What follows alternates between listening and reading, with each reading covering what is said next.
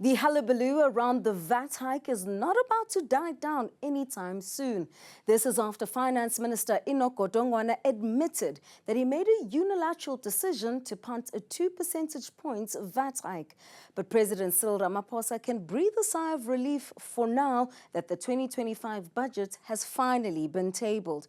And who would have thought that the DA, EFF and MK party would ever agree on anything, least of all an entire budget? And moving away from the financial headache of the last 3 weeks, Ramaphosa spent some of his time in Cape Town hosting the presidents of the European Council and Commission. I'll also reflect on the Independent Electoral Commission's conference where they explored the possibilities of electronic voting. I'm Ziyanda Ngcobo and this is Your Week in Politics.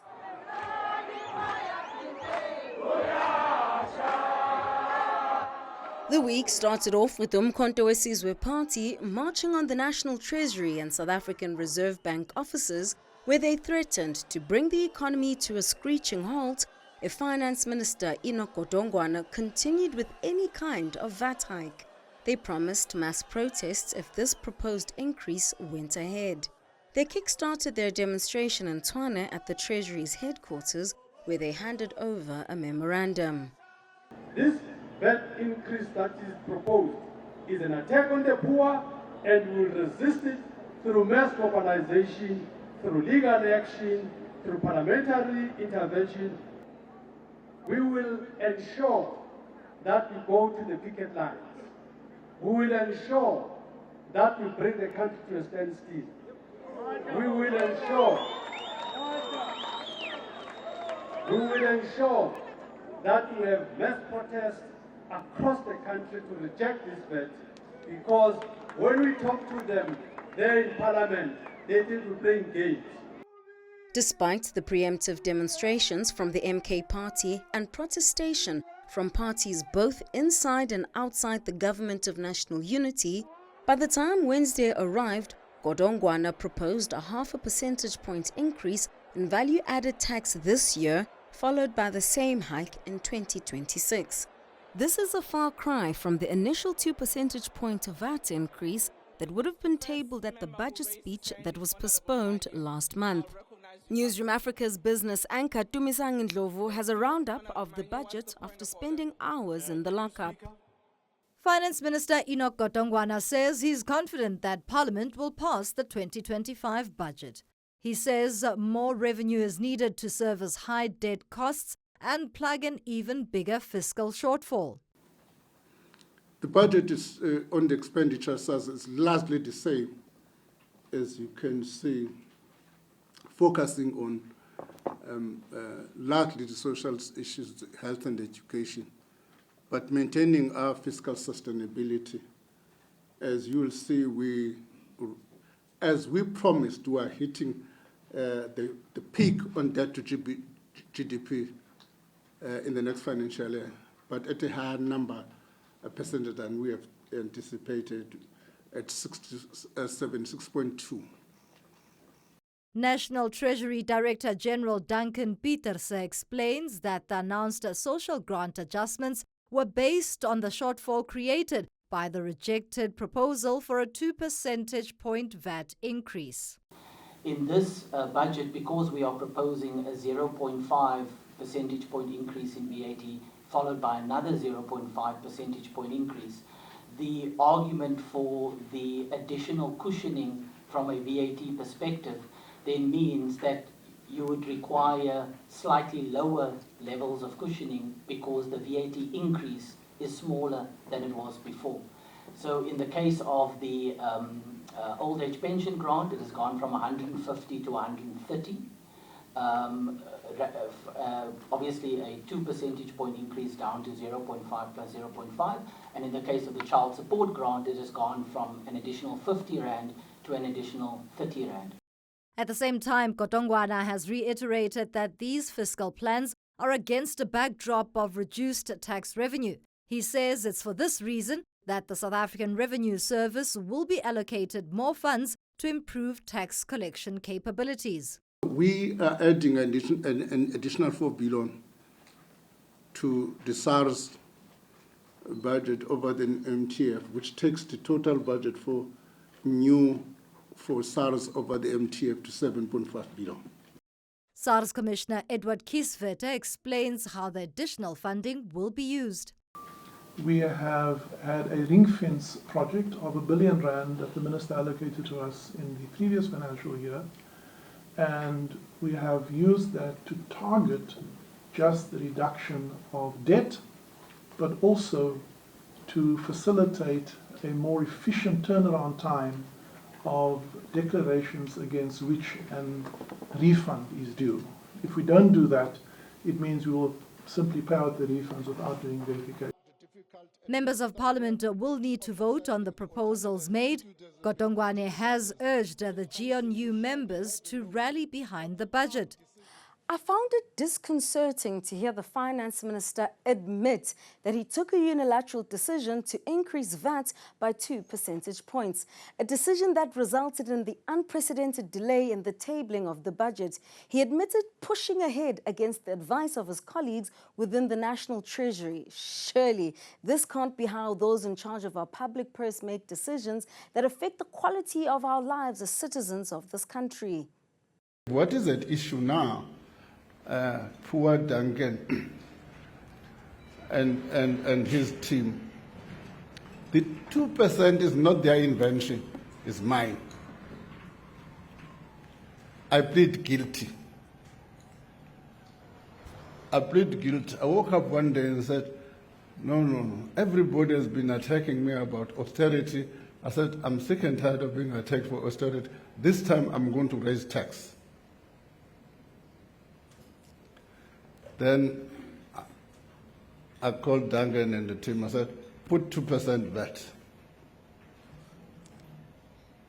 Are you sure, Minister? I said, yes. And then on the weekend, Duncan phoned me and said, Minister, are you sure? Are you not going to change?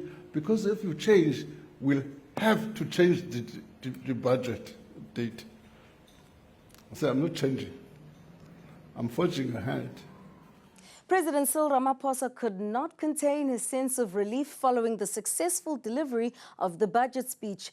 The president spent all of the last week and the final days leading up to the presentation trying to get consensus. So he clearly still supports Godongwana despite deep anger among citizens. Well, it took a lot of discussions, a lot of talking together with the various parties, and it came to this. And in the end, the minister was faced with a lot of challenges and difficulties of how to balance the budget, particularly in the face of declining revenues, but also not wanting to cut spending and have austerity. And he was faced with 17,000 teachers in KZN who need work. He was faced with unemployed doctors. He was faced with increasing pension for the older people. So he had to juggle. Every minister of finance always has to juggle and find a balance. And there are difficult choices that are often made. And he has made the difficult choices. Now, Parliament will have to discuss all that and come up with solutions. Now, they must now bring about solutions. But political parties have been unforgiving in their reaction to the speech. In an unprecedented alignment of views, the DA, EFF and MK party agree that the incremental increase in VAT should be rejected. And we went into this budget putting a very clear position on the table that we were opposed to VAT. We went into the election saying we were opposed to VAT. However, we were willing to look at some compromises, but the compromises were clearly not able to be made from the other side, and therefore we are not in a position to support this budget. As we sit today, this budget it's a 39% budget, and it's very, very clear that it's a long way from getting over the line. But we remain open. The first vote on a budget will take place on the 2nd of April when the fiscal framework is tabled. Not only are we disappointed with the VAT increase, we are disappointed with the misleading narrative that is only 0.5%. It's not 0.5%, is 0.5 percentage points. The effective rate of that is actually 3%. So this is actually what people will be paying. They've run out of ideas on how to generate revenue for the state. This is not an instruction to Parliament. In terms of Public Management Finance Act, he's allowed to come and make a proposal according to Section 27 of that act. And then we must then be allowed through committees to engage on this matter and come back and debate it here and adopt it here. We will not support any form of increase on VAT. ANC National Chairperson Gwede Mantashe accuses the DA of using the budget as a political football. Our partner, the DA, we fight on only one issue. They want to politicize the budget. They want to use the budget to fight for NHI, Bella, expropriation bill. They have nothing to do with the budget. The budget is for the country to work. Unlike the DA, parties like the IFP, which also form part of the Government of National Unity, believes taking the pain now will prevent suffering down the road.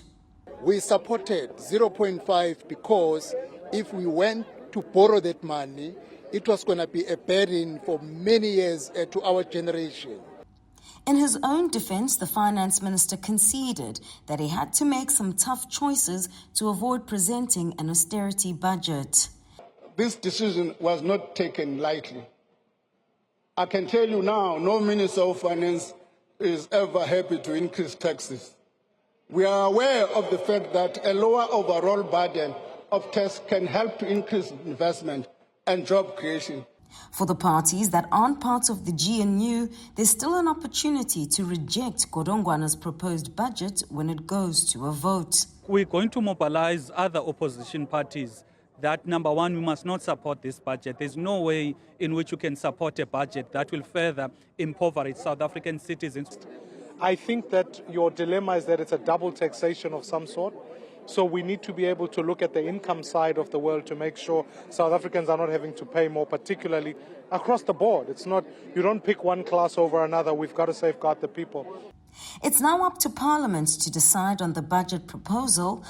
Members of the House still have the option of invoking the Money Bills Amendment Procedure and Related Matters Act, which allows them to rework the entire spreadsheet.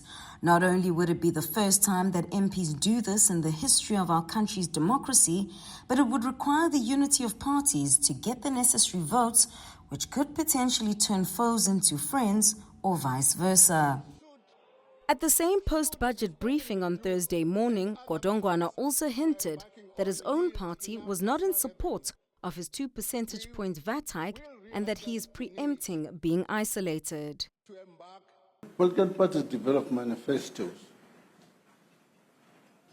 They develop manifestos.